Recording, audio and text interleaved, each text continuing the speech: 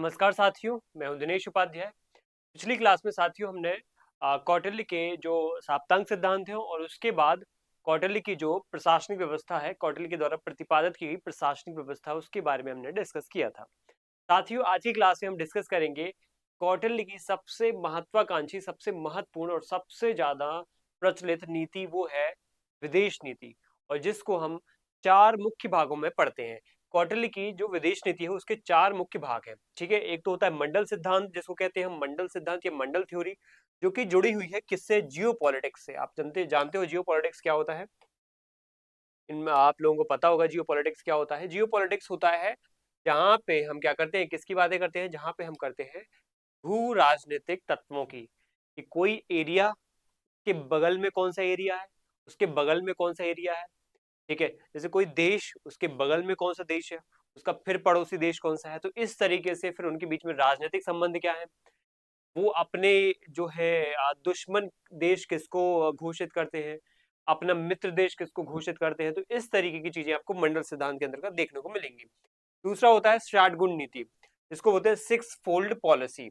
और तीसरा होता है कूटनीति के चार उपाय, यानी कि कूटनीति के चार उपाय होते हैं चातुर्गुण नीति, जिसको हम जनरली शाम दाम दंड भेद, कि कूटनीति को जो अपनाया जाता है वो चार, यहाँ पे क्या है, मुख्य रूप से चार तत्व होते हैं जिसके आधार पे हम कूटनीति या फिर अपनी जो डिप्लोमेसी उसको एग्जीक्यूट करते हैं। कूटनीति मीन्स क्या होता है? किसी एक देश का दूसरे देश के साथ संबंध बनाने का जो एक तरीका है, जो मेथड है, वो कूटनीति के अंतर्गत आता है। किन किन चीजों से हम कूटनीतिक तरीके से हम संबंध बनाते हैं, तो वो तरीके कहीं ना कहीं कूटनीति के अंतर्गत होते हैं। अब वो कहीं साम दाम दंड भेद, इन चार गुणों के आधार पर निर्धारित होते हैं। इसके बाद अगला हम विदेश नीति का हिस्सा पढ़ेंगे, वो है दूत व्यवस्था, एम्बेसडर एनवॉयज। अलग अलग विदेशी जो ताकतें हैं, अलग अलग विदेशी तत्व हैं, या अलग अलग राज्य हैं, विदेशी राज्य हैं, या पड़ोसी देश हैं, या फिर दूरगामी देश हैं, इन सब से हम कैसे रिश्ते कायम करते हैं, रिश्ते बनाने के लिए हम क्या क्या तत्वों का यूज करते हैं। तो दूत यहाँ पे बहुत बड़ा एक तत्व होता है शामिल। ठीक है, इन चारों के बारे में आज हम डिस्कस करेंगे। तो सबसे पहले हम स्टार्ट करते हैं मंडल सिद्धांत में।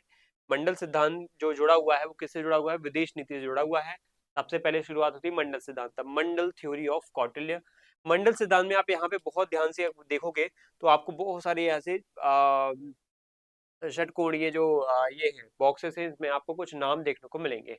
जैसे यहाँ पे क्या है, एक इंपॉर्टेंट स्टेट है जिसको हमें याद रखना है, वो है विजिगीसु। विजिगीसु वो होता है देश या वो राज्य होता है। देखो 12 राज्य होते हैं। मंडल सिद्धांत मीन्स ये होता है कि किसी एक राज्य का अन्य राज्यों के साथ क्या संबंध है, ये यहाँ पे देखा जाता है। किसी एक राज्य का अन्य राज्यों के साथ क्या संबंध है। ठीक है, अन्य राज्यों के साथ संबंध यहाँ पे समझा जाता है, उसको डिनोट किया जाता है, डिफाइन किया जाता है मंडल सिद्धांत के अंतर्गत। जैसे एक केंद्रीय राज्य होगा, उसका फिर अलग अलग राज्यों के साथ क्या क्या संबंध है, वो यहाँ पे जांचा परखा और निर्धारित किया जाता है। जैसे अगर हम केंद्रीय राज्य की बात करें, या जिस राज्य के विदेश नीति को पढ़ रहे हैं, जिस राज्य की विदेश नीति को समझ रहे हैं, या जिस राज्य की विदेश नीति को लागू करने वाले, उसको बोला जाता है विजिगीषु राज्य। जैसे एग्जाम, इसको आप अगर समझना चाहते हो तो बहुत अच्छे से समझना है आपको। भारत एग्जांपल लेना है कि भारत मान लेते हैं विजिगीषु राज्य है। भारत में उसका पड़ोसी देश होता है, उसका क्या होता है, जो है अरी। अरी मीन्स होता है शत्रु। एक ऐसा देश जो भारत से क्या करता है, शत्रुता रखता है, या भारत उससे शत्रुता रखता है। तो अरी के फॉर्म में आप ऐसे यहाँ पे चाइना याद रख सकते हो, चीन। ठीक है, चाइना रख सकते हो जो कि भारत का दुश्मन है, या फिर पाकिस्तान भी रख सकते हो। ठीक है, अब आप अरी के जस्ट बगल में जाओगे तो आपको फिर मित्र दिखेगा, क्योंकि ये मित्र जो है ना, इस अरी के लिए तो क्या है, अरी है। ठीक है, क्योंकि विजिगीषु के जो पड़ोस में है वो अरी है। विजिगीषु यानी भारत के जो पड़ोस में है, जनरली वो कैसे हैं, दुश्मन जैसे हैं। भारत या विजिगीषु के जो पड़ोस में वो दुश्मन है, लेकिन उस पड़ोस के लिए एक जो उसका पड़ोसी है वो उसके लिए क्या है, दुश्मन है। तो वो हमारे लिए क्या हो जाएगा, मित्र हो जाएगा। तो विजिगीषु के लिए वो क्या है, मित्र है। फिर उस मित्र के पड़ोस में जो है वो उस मित्र का अगर दुश्मन है तो हमारा भी दुश्मन हो जाएगा वो। ठीक है, अब उस अरि मित्र का यानी उस दुश्मन का कोई दुश्मन है तो वो हमारे लिए मित्र हो जाएगा फिर। ठीक है, और उस मित्र मित्र का भी कोई दुश्मन है तो फिर वो हमारे लिए भी दुश्मन हो जाएगा। ऐसे में हम क्या है, अरि, फिर मित्र, फिर अरि मित्र, फिर मित्र मित्र, और फिर अरि मित्र के कॉन्सेप्ट पे बढ़ते हैं आगे। इसी तरीके से क्या होता है यहाँ पे, पाशनिक ग्राह है, पीछे की साइड जो राज्य होते हैं, पीछे की साइड जो कहीं ना कहीं जो है पश्च भाग में होते हैं, उसको बोलते हैं पाशनिक ग्राह। और वो हमारा क्या होता है, दुश्मन होता है। और पाशनिक ग्राह के जो बगल में होता है आक्रंद, ये हमारा क्या होता है, दोस्त होता है। और पाशनिक ग्राह सार ये हमारा दुश्मन होता है, तो आक्रंद सार ये हमारा दोस्त होता है। तो इस तरीके से ये व्यवस्थाएं आगे बढ़ती है। दो स्टेट और होते हैं, एक तो होता है मध्यम और एक उदासीन। ये दोनों ताकतवर होते हैं, हमसे ज्यादा मतलब जो केंद्रीय राज्य होता है उससे ताकतवर होते हैं। मध्यस्थता का रोल निभाते हैं और खासतौर पे ज्यादा ताकतवर होते हैं, दूर होते हैं, इसलिए उनको मध्यस्थ या उदासीन कहा जाता है, क्योंकि उनका कोई रोल इतना खास होता नहीं है। तो ये हमने पढ़ लिया है मंडल मंडल सिद्धांत के बारे में। अब इनका डिटेल में आप डेफिनेशन समझो, क्योंकि एग्जाम में आएगा ये जो अरिमित्र है ये होता कौन है, इसकी डेफिनेशन या इनका मीनिंग पूछ सकता है आपसे, और इन तत्वों के नाम पूछ सकते हैं आपसे। तो देखो हमने सबसे पहले क्या पढ़ा था, जैसे मान लेते हैं ये है विजिगीषु राज्य। कौन है ये, विजिगीषु राज्य, ठीक है। ये मान लेते हैं विजिगीषु राज्य। विजिगीषु के सामने कौन होगा, अरि होगा, ठीक है। हमने देखा अरि है, विजिगीषु के सामने कौन है, अरि है। उसके सामने फिर बगल में कौन होगा, वो हमारा मित्र होगा, क्योंकि इस अरि के लिए तो दुश्मन है, तो हमारा दुश्मन का दुश्मन हमारा दोस्त हो जाएगा, ठीक। इसके बाद अगर हम बात करें, अरि मित्र आता है थर्ड नंबर पे, जो कौन होता है, हमारा भी दुश्मन होता है, क्योंकि हमारे दोस्त का दुश्मन है वो, इसलिए वो हमारा भी दुश्मन है, ठीक है। हमारे हमारे शत्रु का भी वो दोस्त है, इसलिए वो क्या है, अरि का मित्र है ना वो, इसलिए हमारा दुश्मन है वो। अरि मित्र के जस्ट बगल में जाओगे तो आपको मिलेगा अरि मित्र मित्र, ठीक है, सॉरी मित्र मित्र, हमारे मित्र का भी मित्र है वो, तो मित्र मित्र यहाँ पे कहलाएगा वो, ठीक है। और उसके बगल में मिलेगा अरि अरि मित्र मित्र, ठीक है। अरि मित्र यानी हमारे दुश्मन का दोस्त है वो, ठीक है, हमारे दुश्मन का दोस्त है, तो हमारा भी क्या हो जाएगा, दुश्मन हो जाएगा, ठीक। तो इसलिए इस तरीके से क्या होते हैं, ये कॉन्सेप्ट्स आगे यहाँ पे बढ़ते हैं, इस तरीके से ये चीजें आगे बढ़ती हैं, ठीक है। अब ये कितने स्टेट हो गए यहाँ पे, विजिगीषु एक हो गया, अरि दो हो गया, तीन चार पांच छह, छह तो यही हो गए, बाकी बचे हुए छह हम पढ़ते हैं। पीछे के राज यहाँ पे चार होते हैं, ठीक है, पीछे के राज यहाँ पे चार होते हैं। विजिगीषु का नाम भी याद रखना, विजिगीषु और ये पांच, ये जो सामने के राज्य ये पांच हो जाते हैं, तो टोटल छह हो गए। अब यहाँ पे पीछे के राज्य जो पीछे होते हैं विजिगीषु के, वो होते हैं जैसे पाशनी ग्रह। जो पाशनी ग्रह होता है ये दुश्मन होता है, ठीक है, पीठ पीछे ये वार कर देता है, पाशनी ग्रह होता है ये, ठीक है। उसके जो पीछे होता है वो होता है आक्रंद, जो हमारा दोस्त होता है। जो पीठ पीछे हमारा दुश्मन है ना, उसके लिए खतरा पैदा करता है, तो पीठ पीछे जो है दोस्त के लिए भी क्या होता है, दुश्मन होता है, तो हमारे लिए क्या हो जाता है, दोस्त हो जाता है, आक्रंद। इसके बगल में होता है यहाँ पे क्या, पाशनी ग्राह सार, पाशनी ग्राह सार, ठीक है। ये ग्राह सार ऐसा कुछ बड़ा सा नाम है इसका, पाशनी ग्राह सार, ये थर्ड नंबर पे होता है। ये हमारे दुश्मन का फ्रेंड है, तो हमारा भी दुश्मन हो जाएगा। और फिर उसके बगल में होता है आक्रंद सार, आक्रंद सार होता है, तो ये आक्रंद सार हमारे लिए क्या है, पॉजिटिव है, हमारा दोस्त है, क्योंकि हमारे दोस्त का भी दोस्त है। तो इस तरीके से पीछे के चार राज्य होते हैं, पाशनी ग्रह जो दुश्मन है, आक्रंद जो दोस्त है, पाशनी ग्राह सार जो दुश्मन है, आक्रंद सार ये दोस्त है। इसके बाद अन्य की बात करें तो मध्यम होता है, एक नाम हम पढ़े थे, हमने अभी फोटो में भी देखा था, एक उदासीन होता है। अब मध्यम वो होता है जो विजिगीषु और अरि, यानी जो भारत है और भारत का जो दुश्मन है यानी पाकिस्तान या चाइना, इन दोनों से मिलता हो, मतलब दोनों से कहीं ना कहीं उसके संबंध है, इंटरमीडिएट जैसा होता है। जैसे हम अगर बात करें तो ये रशिया हो गया जैसे, और अमेरिका हो गया, दोनों से कहीं ना कहीं अपना रिश्ते बना के चलते हैं। चाहे पाकिस्तान हो, चाहे भारत हो, चाहे इन दोनों देशों के बीच में कितनी भी दुश्मनी हो, आपको रशिया या फिर अमेरिका क्या, दोनों के, खासतौर पे हम रूस की बात करें तो रूस खासतौर पे वर्तमान में, या फिर हाँ मेनली अगर रूस की बात करें तो रूस खासतौर पे भारत और पाकिस्तान दोनों के साथ क्या करता है, मध्यस्थता या फिर दोनों के साथ सहयोग का काम कर देता है। अगर हम यहाँ पे उदासीन की बात करें तो उदासीन में सबसे अच्छा एग्जाम्पल हो सकता है अमेरिका, जो सबसे दूर हो, सबसे शक्तिशाली हो यहाँ पे, और न्यूट्रल भी हो। ये भी कहीं नहीं, न्यूट्रल तो होता ही है, और दोनों के बीच में भी मध्यस्थता करने का काम कर सकता है, लेकिन मुख्य रूप से मध्यस्थता का लिए मध्यस्थ होता है, मध्यम होता है, उदासीन होता है। दूर बहुत है लेकिन ताकतवर भी बहुत है, इसलिए न्यूट्रल रहता है, किसी का पक्ष नहीं लेता है। ऐसे के प्रति हमें क्या करना पड़ता है, साम नीति अपनानी पड़ती है। इस फोटो को भी आप यहाँ पे देख सकते हो, क्लियर आपको और समझ में आ जाएगा कि किस तरीके से यहाँ पे काम करता है। ये बीच में विजिगीषु स्टेट होता है, उसके बगल में अरि होता है, मित्र होता है, अरि मित्र मित्र मित्र अरि मित्र मित्र, ठीक है। इसके पीछे पाशनिग्राह होता है, आक्रंद होता है, पाशनिग्राह सार होता है, आक्रंद सार होता है, ठीक है। तो इस तरीके से क्या होते हैं ये जो छह यहाँ पे ये हो जाते हैं, और इसके पीछे वाले ये देश हो जाते हैं।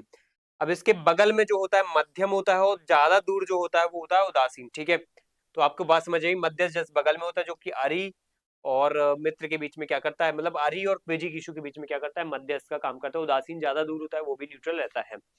तो ये हमारा मंडल सिद्धांत हो गया। मंडल सिद्धांत की संरचना, हमने जो सटीक संरचना है वो यही है। अब इसके बाद आता है षाट गुण नीति। षाट गुण नीति के बारे में पढ़ते हैं। षाट गुण नीति बहुत सिंपल है, कि मीन्स ये होता है कि जब भी आप मंडल सिद्धांत के अंतर्गत अलग अलग अपने दोस्त और दुश्मन डिसाइड कर लेते हो कि ये हमारा दोस्त है, ये हमारा दुश्मन है, जो अपने दोस्त और दुश्मनों की पहचान कर लेते हैं कि ये हमारा दोस्त, ये हमारा दुश्मन, तब बात आती है षाट गुण नीति की। फिर क्या करना चाहिए, तो फिर करना चाहिए राजा को वहां पे व्यवहार, कि दोस्त के साथ व्यवहार कैसा होना चाहिए, दुश्मन के साथ व्यवहार करना हो चाहिए। इसलिए 6 नीतियां राजा अपनाता है। कौन सी नीतियां, 6 नीतियां अपनाता है। और ये 6 नीतियां ये आपके सामने जो कहलाती हैं, यही कहलाती है षाट गुण नीति। ठीक है, अब चलिए समझते हैं षाट गुण नीति के बारे में। सबसे पहला यहाँ पे होता है संधि नीति, दूसरा होता है विग्रह नीति, तीसरा होता है यान, चौथा होता है आसन, पांचवा होता है संशय, और छठवा होता है द्वैधी भाव। ठीक है, छठवा होता है यहाँ पे द्वैधी भाव। इस तरीके से चीजें आगे बढ़ती हैं। और यहाँ पे अब आपको थोड़ा सा नोटिस करना है इनके मीनिंग पर, कि संधि क्या होता है। संधि मीन शांति, समझौता कर लो। जब हम अपने मित्र, जब जैसे विजिगीषु है, विजिगीषु मतलब भारत, अपने बगल के देश चीन के ऊपर क्या कर, चीन के साथ समझौता या शांति वार्ता कर लेता है। जैसे पाकिस्तान से भी हमने ऑपरेशन सिंदूर के बाद हमने जो है क्या बोलते हैं इसको, सीज फायर किया है। चाइना के साथ भी युद्ध हुआ था, तो उसके बाद समझौता, शांति समझौता किया था हमने। तो जब शांति और समझौता दो दुश्मन देशों के बीच में हो जाता है, तो उसको बोला जाता है संधि होगी, संधि होगी, चलो मिठाई बांट दो अब इनके बीच में। दूसरा होता है विग्रह। ये होता है जनरली उन देशों के बीच में जब यहाँ पे बहुत ज्यादा दुश्मनी हद पार कर ले। पाकिस्तान इंडिया के बीच में भी ऑपरेशन सिंदूर हुआ, तो क्या है, वो हद पार हो गई दुश्मनी की, बहुत ज्यादा एक दूसरे को नुकसान पहुंचा दिया। तो युद्ध और लड़ाई की जब बिल्कुल नौबत आ जाती है ना, तो उसको विग्रह कहते हैं। विग्रह मतलब अलग हो जाना, बिल्कुल इतने अलग हो गए हैं कि अब लड़ना कहीं ना कहीं अपरिहार्य हो चुका है, अब लड़ना ही पड़ेगा। तीसरा है यहाँ पे यान। यान मतलब होता है चढ़ाई करना। किसी देश के ऊपर चढ़ाई करने जा रहे हो आप, चढ़ाई करने के लिए आप क्या करते हो, कमजोर हो या किसी मुसीबत में फंसा हो, या हमला करने के लिए सेना भेजना, तो हम क्या करते हैं, उसका मौके का फायदा उठा करके हमला कर देते हैं उस देश के ऊपर। तो इस तरीके से ये चीज कहलाती है यान। जैसे मान लो अरे मित्र मित्र ये डिसाइड हमने कर लिया कि कौन हमारा दोस्त है, कौन हमारा दुश्मन है, तो दुश्मन का सफाया करना जरूरी है। हमने देखा कि शायद अभी वर्तमान समय में दुश्मन की हालत बहुत टाइट है, बहुत बुरी है, तो ऐसा करते हैं सेना भेज देते हैं, उसके ऊपर आक्रमण करवा देते हैं। तो ये टेक्निक कहलाती है यान करना। ठीक है, यान की नीति है ये। एक होता है आसन। आसन मीन्स क्या होता है, तटस्थ रहना, प्रतीक्षा करना। जब ना तो आप जीत सकते हो, न दुश्मन जीत सकता है, ऐसे में चुपचाप बैठो और सही वक्त, यानी सही वक्त का इंतजार करो। उसके बाद जैसे ही सही वक्त आएगा, और जिसने भी यहाँ पे सही वक्त का फायदा उठा लिया, वो यहाँ पे विजयी रहेगा। तो आसन क्या होता है, शांति से बैठ जाओ, क्योंकि सामने वाला देश और तुम जो है यहाँ पे बराबर पोजीशन पे हो, बराबर यहाँ पे ताकत रखते हो। संशय यहाँ पे होता है। संशय मतलब ये होता है कि शरण ले लो आप, बहुत ताकतवर दुश्मन है आपके सामने। ठीक है, जैसे हम एग्जाम्पल के तौर पे ले, हमारे सामने अगर अमेरिका ही लड़ने आ गया, ठीक है, तो हम ऐसे में क्या करेंगे, शरण ले लेंगे। मतलब जनरली वैसे तो नहीं लेंगे, या हो भी नहीं सकता युद्ध वैसे अमेरिका के, अमेरिका इंडिया के ऊपर अटैक नहीं कर सकता। लेकिन इन केस अगर जैसे मान लो कोई भी ऐसा देश है, इंडिया ने कहीं ना कहीं बांग्लादेश के ऊपर अटैक कर दिया, वैसे करेगा नहीं लेकिन समझाने के लिए बता रहे हैं हम, कि इन केस भारत ने यहाँ पे बांग्लादेश के ऊपर अटैक कर दिया, फिर चाइना ने यहाँ पे नेपाल के ऊपर अटैक कर दिया, या फिर मान लेते हैं भूटान के ऊपर अटैक कर दिया, तो ये देश क्या करेंगे, संशय भाले भाव के आकर, भाव में आकर के शरण ले लेंगे भारत की। जैसे तिब्बत के ऊपर अटैक हुआ था चाइना का, तो यहाँ पे तिब्बत के जो दलाई लामा थे, उन्होंने भारत की शरण ले ली थी। ठीक है, अफगानिस्तान में वहां पे और दूसरे तत्वों का अटैक हुआ, तो वहां पे जो दूसरे नेता हैं वहां पे वो दूसरे देशों की शरण ले लेते हैं। तो इस तरीके से क्या होता है, शरण लेने का यहाँ पे बहुत ज्यादा एक प्रचलन रहता है। जब शत्रु ही हमारा ताकतवर हो जाए, तो ऐसे में पता है कि हार तो जाना ही है, तो किसी दूसरे देश के यहाँ पे आप क्या करते हो, ताकतवर देश के यहाँ पे शरण ले लेते हो। और छठवां होता है द्वैधी भाव। द्वैधी भाव मतलब क्या करना, द्वैधी भाव मतलब दोहरी नीति अपनाना, मतलब एक सिंपल वर्ड्स में दो प्रकार के चेहरे दिखाना। कभी कभार जरूरत पड़े तो मित्र बन जाओ, कभी जरूरत पड़े तो यहाँ पे दुश्मन बन जाओ। मतलब दोस्ती दुश्मनी दोनों साथ में लेके चलना। मतलब एक तरफ आप संधि कर रहे हो कि चलो अब शांति शांति रखना है, हमें एक दूसरे के बीच में हम दोस्ती रखेंगे, लड़ाई नहीं करेंगे, लेकिन जरूरत पड़ने पे युद्ध भी कर दो, फायदा उठाओ इस चीज का। तो जैसे एक दुश्मन को दोस्त बना करके दूसरे को मारना, मतलब ये है कि द्वंद्वी भाव में हम क्या करते हैं, जब हमें लगता है कि यहाँ पे हम हार सकते हैं, तो दोस्त बना लो या उसे संधि कर लो। और जब लग सकता है हम जीत सकते तो उसके खिलाफ युद्ध कर दो, यानी कि क्या, विक्रय कर दो। तो इस तरीके से ये 6 नीतियां क्या है, जब अपने दोस्त और दुश्मन पहचान जाते हैं, जब हम मंडल सिद्धांत को समझ लेते हैं, तो फिर 60 गुण नीति आती है, उसके हिसाब से फिर व्यवहार किया जाता है। व्यवहार करने की जो 6 नीतियां हैं वो होती है 60 गुण नीति। एग्जाम्पल के तौर पर समझो, जैसे ये इंडिया है, इंडिया का चाइना के साथ क्या रिश्ता है, दुश्मन का रिश्ता, यानी अरी है हमारा चाइना जो है। उसके बगल में जापान आप जाओगे तो जापान हमारा क्या है, मित्र है। फिर जापान के बगल में जो दुश्मन है वो कौन सा है यहाँ पे, तो जापान के बगल में यहाँ पे नॉर्थ कोरिया है, नॉर्थ कोरिया। तो नॉर्थ कोरिया हमारे लिए भी दुश्मन जैसा हो जाएगा। नॉर्थ कोरिया के बगल में यहाँ पे उसका दोस्त कौन सा है, तो साउथ कोरिया है। तो साउथ कोरिया हमारे लिए दोस्त जैसा हो जाएगा। तो इस तरीके से चीजें चलती हैं। इस साइड भी अगर हम पाशनी ग्राह की बात करें, तो पाशनी ग्राह हमारे लिए पाकिस्तान हो जाएगा। उसके बगल में जो अफगानिस्तान है वो आक्रांत हो जाएगा। फिर उसके बगल में जैसे ये तुर्कमेनिस्तान वगैरह है, ये पाकिस्तान का इस ज्यादातर साथ देते हैं, तो यहाँ पे ये क्या हो जाएंगे, पाशनी ग्राह सार हो जाएंगे। उसके बगल में जैसे ये रशिया है पीछे, या काजाकिस्तान है, तो ये हमारे लिए क्या हो जाएंगे, पास ये आक्रांत सार हो जाएंगे। तो इस तरीके से क्या है, रिश्ते डेवलप होते हैं। Got it. अब आगे बढ़ते हैं हम, कि अब हमने पढ़ लिया है हमारे कि मंडल सिद्धांत में दोस्त दुश्मन जब आप पहचान जाते हो, तो आपको 6 नीतियां अपना करके उनसे कैसे व्यवहार करना है, दोस्त से कैसे भाव रखना है, दुश्मन से कैसे व्यवहार रखना है। तो ये हमने सब 60 गुण नीति में समझ लिया। अब हमें समझना है कि आपने जो मंडल सिद्धांत और 60 गुण नीति के माध्यम से रिश्ते बनाए हैं, इन इन इन रिश्तों को कैसे आगे बढ़ाना है, कैसे यूटिलाइज करना है, समुचित रूप से कैसे प्रयोग करना है। तो आप साम दाम दंड भेद की नीति अपना करके उस 60 गुण नीति को सफल बनाओगे। 60 गुण नीति को सफल बनाने के लिए आपको क्या करना पड़ेंगे, कूटनीति के 4 उपाय अपनाने पड़ेंगे। ठीक है, कूटनीति के 4 उपाय अपनाओगे तो आप तभी सफल हो पाओगे। अब जरूरी है यहाँ पे वो कूटनीति के 4 उपाय बताओ। ठीक है, कूटनीति के 4 उपाय यहाँ पे जैसे मैं अगर लिख दूं आपके सामने, साम, ठीक है, साम होता है, एक होता है दाम, ठीक है, और एक होता है दंड। ठीक है, साम दाम दंड एंड भेद। ठीक है, अब जो साम है ये हम पे ये होता है कि जब दुश्मन देश हमारा बहुत ही ताकतवर है, ठीक है, तो हमें पता था, हमने पढ़ा था कि हम जब हम देखते हैं दुश्मन देश हमारा ताकतवर है, ये मान लो ऐसी स्थिति है जहां पे शांति करना जरूरी है, तो हम क्या करते हैं, वहां पे शांति की नीति अपनाते हैं, मतलब संधि कर लेते हैं। तो संधि करने की जो 60 गुण नीति है वो साम्य की कंडीशन में अपनाई जाती है, या शांति की जो व्यवस्था है वो कूटनीति के अंतर्गत आती है। दाम मतलब होता है जब दो दुश्मन देश हमें क्या है, हमें लगे कि वो हमारे साथ मिल सकते हैं या हमें सपोर्ट कर सकते हैं किसी तीसरे दुश्मन देश को हराने के लिए। ठीक है, ये मान लो कोई दुश्मन देश हमारा सहयोग कर सकता है, अगर हमने उसको थोड़ा सा दाम दे दिया, थोड़ा सा पैसा दे दिया, तो वो हमारी टीम में आ जाएगा। जैसे मान लेते हैं कि हमें चाइना के खिलाफ युद्ध करना है, तो भाई पाकिस्तान मान लो हमारा दुश्मन बना हुआ, लेकिन हम पाकिस्तान को इतना पैसा दे दें तो वो हमारी टीम में मिल जाए। ठीक है, तो ऐसे में हम क्या करते हैं, दाम का यूज करके अपने दोस्त की संख्या या मित्रों की संख्या बढ़ा लेते हैं, और यहाँ पे फिर युद्ध करते हैं। फिर दंड आता है, किसी को डरा करके, डराना, ठीक है, डरा करके हम उसको अपने में शामिल करवा देते हैं, अपने हथियारों से डरा देते हैं। भेद, भेद मतलब होता है दो दुश्मन देशों के पीछे फूट डाल देना या फूट डलवा देना। तो इस तरीके की टैक्टिक्स यूज करके हम क्या करते हैं, अपनी विदेश नीति को आगे बढ़ाते हैं। साम मतलब होता है समझना बुझाना, विनम्रता से बात करना, क्योंकि पता है ना, सामने वाला बहुत ताकतवर है, बहुत शक्तिशाली है, अगर हमने उससे थोड़ा भी पंगा लिया तो वो हमें ही बुझा देगा। इसलिए समझना बुझाना, समझाना बुझाना वाला यानी विनम्रता से बात करने का काम यहाँ पे किसमें होता है, साम में। इसके बाद आगे होता है दाम या फिर दान, कि कुछ दिला दिला देना, उपहार, धन दे देना, जमीन दे देना, लालच देना, तो उससे दाम का लालच दे करके हम अपनी टीम में बुला लेते हैं। भेद मतलब फूट डालना, और दंड होता है यहाँ पे बल बुद्धि प्रयोग करना, मतलब डरा देना उसको, बल बुद्धि प्रयोग करके ताकत दिखा देना कि देखो इतने ताकतवर हैं हम, तुम्हारे सामने कुछ नहीं कर पाओगे। ठीक है, इस तरीके से क्या होता है, ये आगे बढ़ती है चीजें।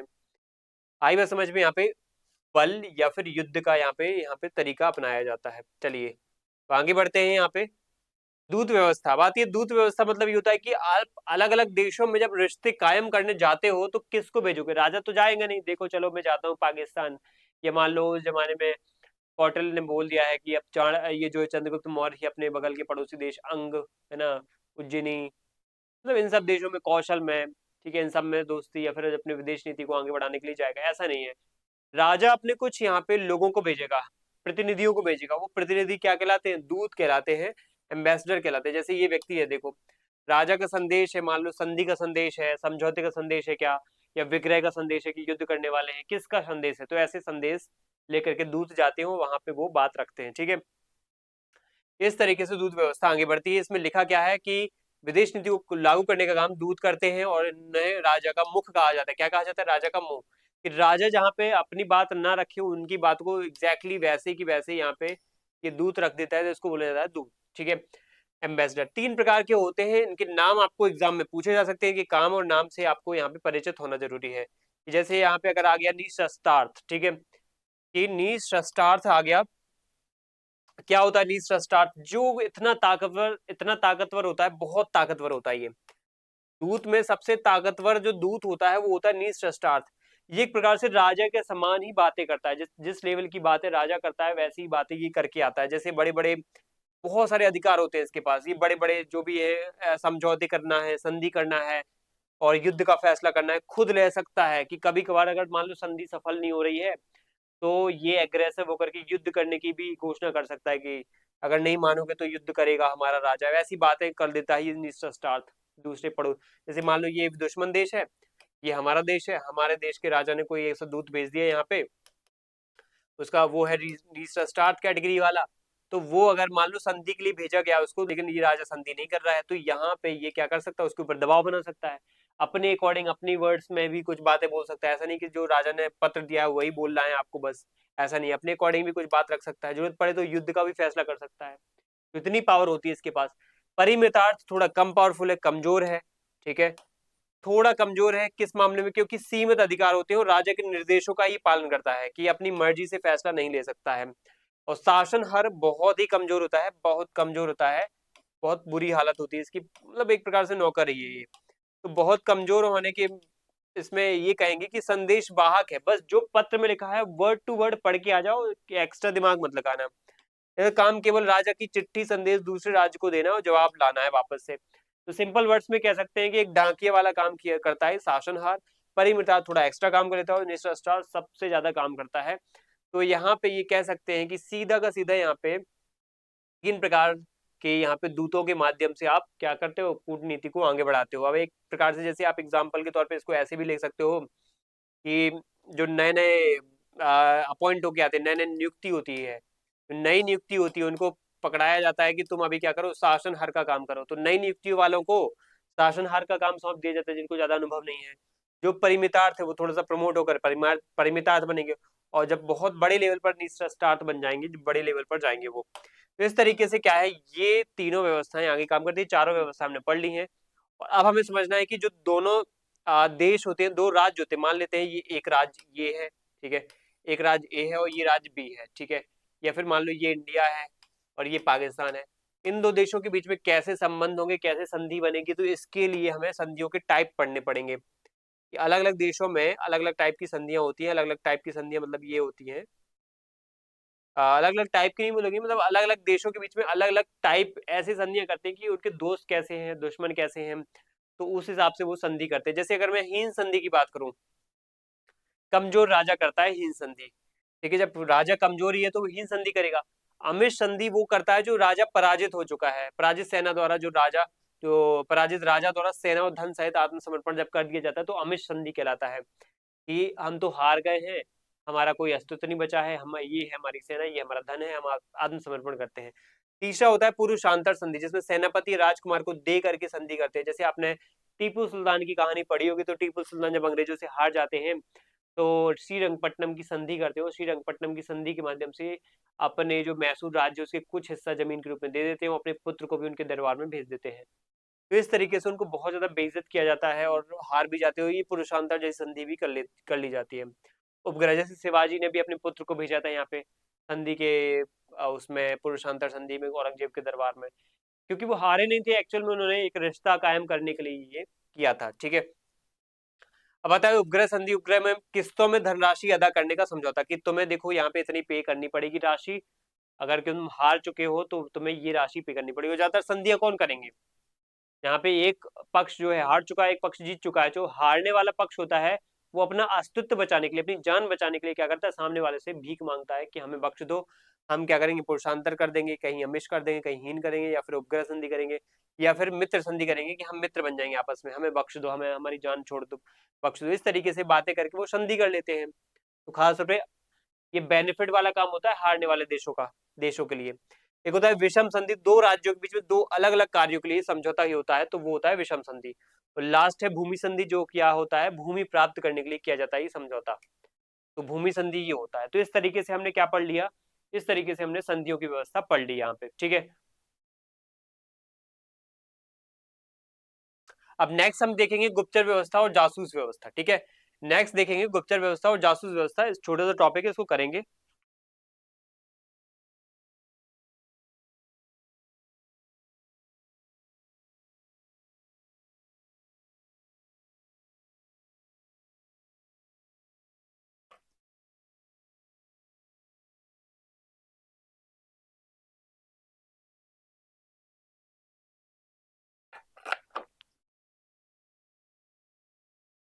देखो जो गुप्तचर व्यवस्था या जासूस व्यवस्था होती है ना, क्या होती है समझना पड़ेगा इसको। एक्चुअल में ये है बहुत छुपे हुए लोग, ठीक है, हिडन फॉर्म में काम करते हैं। दूसरे राज्य में जाएंगे, जैसे हमने इतने सारे कॉन्सेप्ट पढ़ लिए हैं कि हमारे दोस्त भी हो सकते हैं, दुश्मन भी हो सकते हैं। जैसे बीजी किशु राज्य है, ठीक है, बीजी किशु राज्य है। अभी बीजी किशु राज्य के पड़ोस में है अरी राज्य, यानी कि अरी दुश्मन है। अब इस दुश्मन देश में जाकर के क्या करना, खुफिया जानकारी इकट्ठा करना। तो ऐसे में हमें गुप्तचर भेजने पड़ेंगे, जासूस भेजने पड़ेंगे। क्या पता अरी ने भी हमारे देश में कुछ जासूस भेज दिए हों, तो उन जासूस का पता लगाना। तो वो कुछ जासूस यहीं घूमते रहते हैं इसी राज्य में, कुछ जासूस यहाँ पे भेजे जाते हैं, यहाँ भेजे जाते हैं।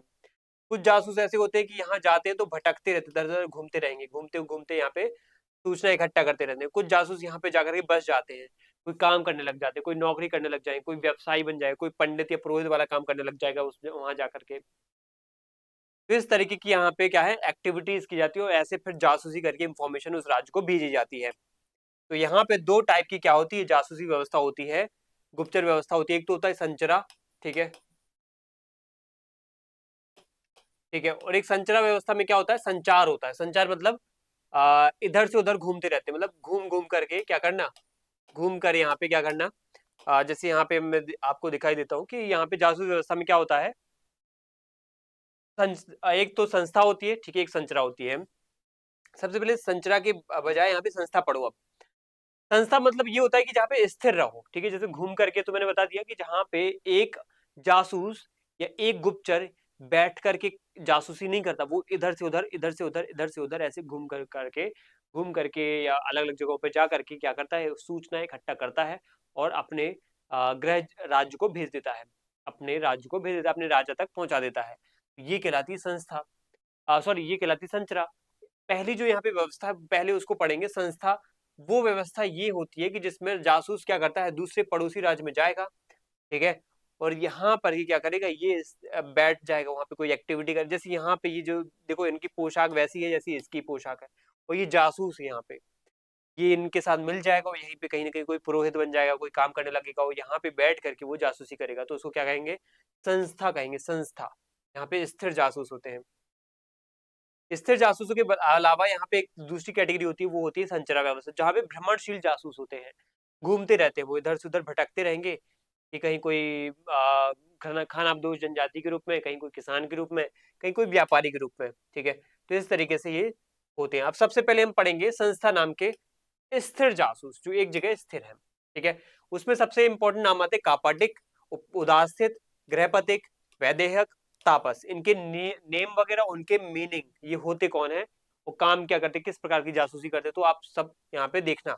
कापटिक जो होता है वो एक प्रकार से विद्यार्थी होता है, पढ़ने लिखने के यहाँ पे उद्देश्य से जाता है पड़ोसी देश में, दुश्मन देश के पास, बोलता है कि हम तो पढ़ने लिखने के उद्देश्य से आए हैं, या मान लो आपकी राज्य के हैं, पढ़ाई लिखाई करते हैं इसलिए यहाँ पे घूम रहे हैं, या फिर यहाँ पे बैठे हुए यहाँ पे पढ़ रहे हैं, लेकिन होता वो जासूस है, इसलिए कम उम्र के ये बनाए जाते हैं। और ये दबंग तेज बुद्धि वाले छात्र यहाँ पे बन करके लोगों के बीच में रहता है और बातें सुनता रहता है, उनसे ऐसी सी बातें करेगा कि वहाँ के अधिकारियों से, कर्मचारियों से, वहाँ के लोकल से उनको भड़काने का काम भी कर सकता है, कि जिससे वो अपने राजा के खिलाफ क्या कर दें, विद्रोह कर दें। ये होते हैं कापाटेक। एक होते उदास्थित, उदास्थित होते सन्यासी, साधु, जो क्या करते हैं, सन्यासी बन करके धन और जमीन जिनके पास होती है, और वहां पे भिक्षुओं को भोजन देता है और उनसे दूसरी सूचना लेता रहता है। भिक्षुओं को बोलता है कि देखो तुम हमारे इस आश्रम में ठहर सकते हो, ये खाना लो, ये यहाँ पे निवास कर लो, और फिर उनसे बातें करता रहता है, ऐसी ऐसी मीठी मीठी बातें करेगा जिससे वो सब कुछ यहाँ पे बातें इस उदासित नाम के जासूस को बता देते हैं।